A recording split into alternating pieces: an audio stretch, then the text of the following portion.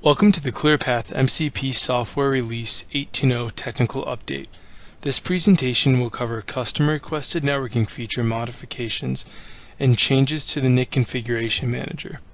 I am Alex George, an Associate Engineer in the MCP Networking team, and I will be going over the networking feature modifications.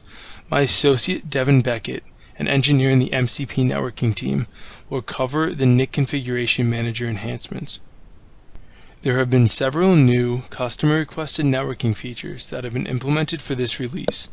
The customer-requested networking feature modifications are referenced in the documentation for the 5.9.1 release. There are NIC Configuration Manager changes that have also been included in the release and have been documented as necessary in the new improved help text within the help window of the manager. We will cover each of the changes in detail in the following presentation. First, we will start with the customer-requested networking features. The customer-requested networking features are outlined on this slide with their respective NFS numbers and are as follows. To improve the response of an ARP inquiry for an unknown IP address. To add the port number to the logs when the route is not found. To improve response consistency for NW TCPIP identity command. A variable timeout value for dead gateway handling, to give the ability to disable or enable replies to ICMP info and ICMP timestamp requests. And lastly, to create an allow ping flood option, which is an additional networking feature that was not customer requested. The first networking feature from the list is an improvement to the response of an ARP inquiry for an unknown IP address. Previously, when using the command NW TCPIP ARP IP address equals IP, if the address was not found, then a semantic error was returned like the one shown on this slide. This occurred because the reply was considered a negative response. The address not being found in the ARP table is not actually an error, but merely an unknown address. To fix this problem, the response code was changed to be considered positive, and the error message shown on this slide is no longer present in the response. The response now starts with unknown ARP entry. The second feature being covered is the port number being logged when there is no route found. Previously, the logging when no route was found for a known IP address resulted in the response seen in the first bullet on your screen. Going forward, TCPIP now logs the port number for the known host within the error message. This can be seen by the bolded text within the example response. The next feature is improved consistency for the NW TCPIP ID command response. Previously, after issuing the NW TCPIP ID command, it was unclear if an interface was unavailable. This was because the only indication was that the physical address in the response was only zeros. The text, "This interface is unavailable," was only displayed if there were no IP addresses associated with that interface. Now, the text, "This interface is unavailable," is added to the response, as seen on the slide, if the interface is not available. You no longer have to check for physical address of all zeros. This feature allows the dead gateway timeout value to be changed. The timeout value was previously defined to be 300 seconds, and in certain cases some users thought this was too long. Now, a new option, NW TCPIP option dead gateway TO equals timeout value, has been provided, allowing the user to specify a timeout value. The timeout defaults to 300 seconds and can be set within a range from 60 to 600 seconds. This will allow the customer to customize the handling for their environment. This next feature involves the response to ICMP information and ICMP timestamp requests. The system would previously send replies whenever receiving the inquiry, and this is sometimes considered to be a vulnerability. Two new options were added to the NW TCPIP options command, plus or minus no ICMP timestamp and plus or minus no ICMP info. These options turn on or off the ability to reply to the requests. When the option is off, the system does reply. When the option is on, the system does not reply. The last feature added is a new option which allows the administrator to decide how the behavior of ping functions in this release. When the option is on, ping handling is the same as it was in previous releases. When the option is off, there are a few changes.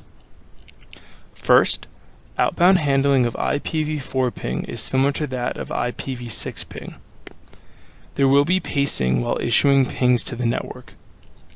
Second, inbound handling will filter ping frames if there are excessive pings received in order to avoid a ping flood. For previous networking versions, the default value for the option is on, and ping handling will act as it previously did. For MCP v3 networking, the default value for the option is off, and ping handling will use the modifications made for inbound and outbound ping handlings, described in the previous slide. Hello, I am Devin Beckett, and I will be covering the NIC Configuration Manager enhancements. These are the specific enhancements which I will be covering in this presentation.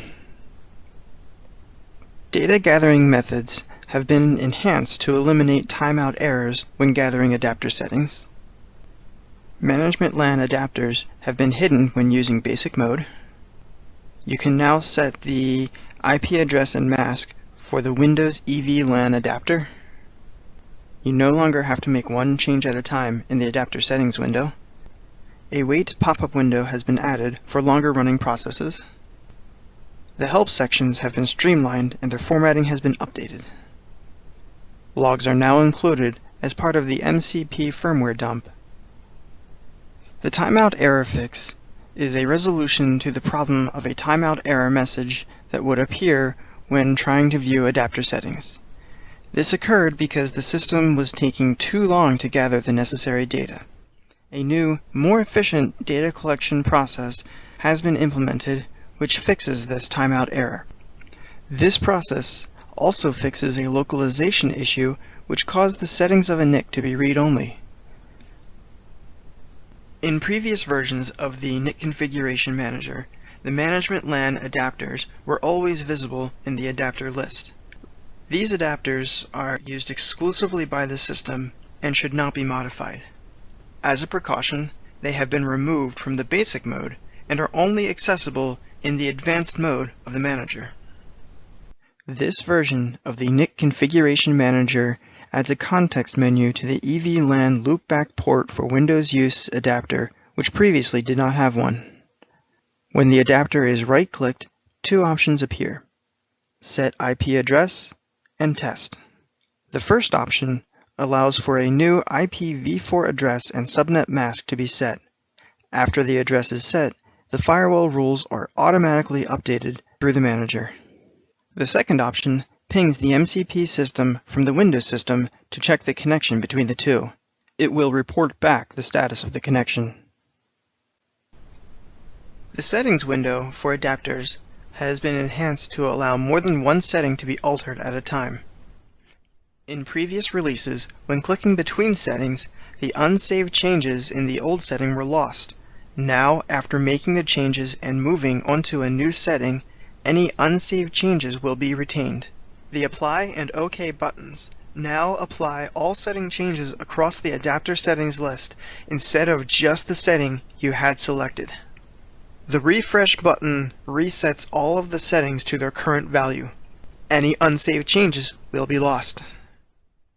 A Wait pop-up window has now been added to certain long-running processes where it might be unclear if the system is still processing the request. The help sections for the NIC Configuration Manager have now been streamlined. There were previously two separate help sections under the Help menu in the upper toolbar. These two help texts were both converted into a single help file with the text broken up by topic into indexed and searchable sections. The last NIC Configuration Manager enhancement is a change in the method of logging. The NIC Configuration Manager and all of its agents' logs previously had their own formatting and were collected with the MCP network dumps. The logging has now been updated to conform to the MCP firmware logging standards and will now be collected with the MCP firmware dump. Thank you. This has been an overview of the customer-requested networking features and NIC Configuration Manager enhancements.